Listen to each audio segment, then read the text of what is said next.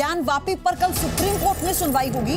Justice Chandrachud की अध्यक्षता वाली बेंच इस मामले की सुनवाई करेगी। मुस्लिम पक्ष ने वाराणसी कोर्ट के सर्वे के आदेश को चुनौती दी है और अब सुप्रीम कोर्ट में इस पूरे मसले पर सुनवाई होनी है, क्योंकि मुस्लिम पक्ष का यह कहना है कि जो तथ्य दिए गए हैं हिंदू पक्ष की तरफ से, टीम ने जिन साक्ष्यों की बात की है, हम उसे चुनौती देते हैं, क्योंकि साक्ष्य और सबूत ऑन पेपर हमारे पास भी हैं।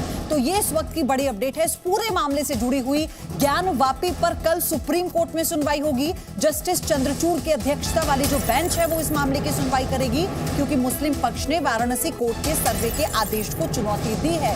वो सर्वे जिसमें यह कहा गया कि जब तालाब को खोदा गया तो उसमें शिवलिंग निकला, जिसकी सारी बातों को मानते हुए हिंदू पक्ष के वकील की उन तथ्यों को मानते हुए कोर्ट ने यह आदेश दिया है कि उस पूरे एरिया को सील कर दिया जाए, उसमें किसी को भी जाने की इजाजत नहीं होगी, यानी कि किसी की भी जो एंट्री है उसे वर्जित कर दिया गया है।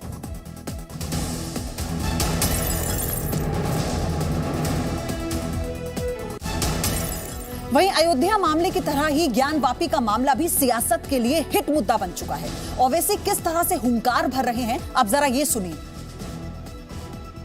जब मैं 20, 19, 20, 21 साल का था तो बाबरी मस्जिद को मुझसे छीन लिया गया।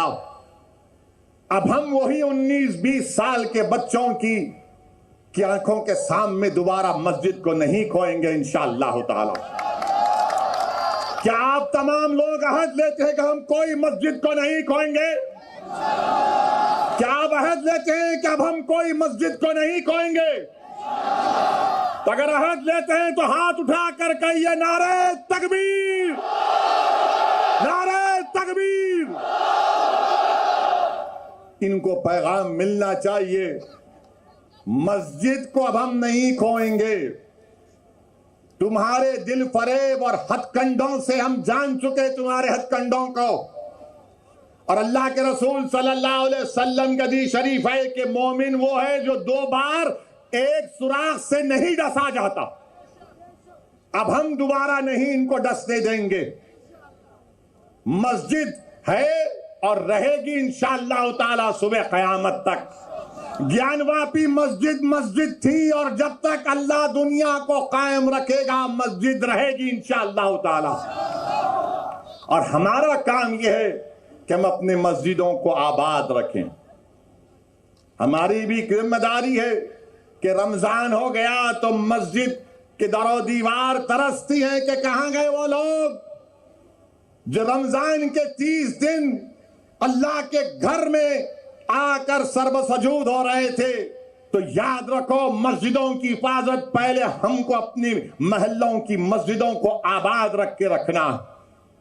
अगर हम अपने महल्लों की, गांव की मस्जिद को आबाद रखेंगे तो ये शैतानी ताकतें जो ललचाई हुई नजरों से हमको अपनी तहजीब से महरूम करना चाहती हैं, इनको पैगाम मिल जाएगा कि अब दोबारा मुसलमान भारत का मस्जिद खोने को तैयार नहीं है।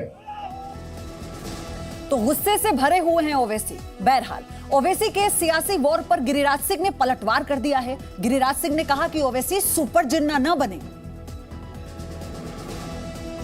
ये भारत संविधान से चलेगा, कानून से चलेगा, तुष्टीकरण से नहीं चलेगा। ये काम नेहरू अगर आजादी के बाद आक्रांताओं के द्वारा, मुगलों के द्वारा किए गए अन्याय की जांच शुरू करवानी चाहिए थी, लेकिन उन्होंने तुष्टीकरण की राजनीति की और हिंदू और मुसलमानों में खाई पाटने का काम किया। और ओवैसी कोर्ट पर भरोसा रखे, धमकावे, डरावे, दबाव न डाले, सुपर जिन्ना बनने की कोशिश न करे। देश कानून से चलेगा। अभी ज्ञानवापी का मामला कोर्ट में है। और इसी बीच इसी से जुड़ी हुई